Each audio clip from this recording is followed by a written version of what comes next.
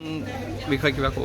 হয়, বিশেষকৈ আজি কস্তুৰবা গান্ধী বিদ্যালয়ৰ শিক্ষয়িত্ৰীসকলৰ আৱাসগৃহৰ আজি উন্মোচন কৰা হয় আৰু এই উন্মোচনত আজি উপস্থিত থাকি সঁচাকৈ আনন্দ অনুভৱ কৰিছোঁ যে আজি অলপমান দিনৰ আগতে এই আৱাসগৃহৰ মই আধাৰশিলাও কৰিবলৈ আহিছিলোঁ আৰু আজি উন্মোচন কৰিবলৈ কাৰণেও সুযোগ পালোঁ।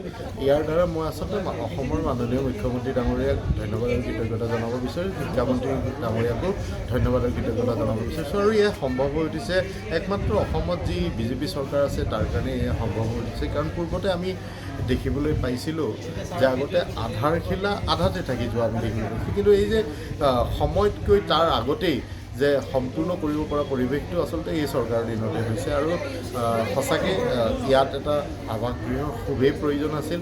কস্তুৰবা গান্ধী বিদ্যালয় যিসকল ছাত্ৰী ইয়াতে বসবাস কৰি পেলাই তেওঁলোকে অধ্যয়ন কৰি আছে, তেওঁলোকে যথেষ্ট কষ্ট কৰি পেলাই তেওঁলোকে অধ্যয়ন কৰি আছে আৰু ইয়াত ৰিজাল্টটো খুব ভাল আমি দেখিবলৈ পাইছোঁ। এটা ভাল সুন্দৰ পৰিৱেশত তেওঁলোকে অধ্যয়ন কৰি আছে আৰু যিসকল শিক্ষয়িত্ৰী আছে তেওঁলোকৰ শিক্ষা প্ৰদান কৰি আছে। আজি তেওঁলোকে আৱাসগৃহটো পাই তেওঁলোকৰ মুখত আজি হাঁহি বিৰিঙিছে, তাৰ বাবে তেওঁলোককো মই শুভেচ্ছা জ্ঞাপন কৰিছোঁ আৰু এই উন্মোচন অনুষ্ঠানটোত উপস্থিত থাকি সুখ অনুভৱ কৰিলোঁ।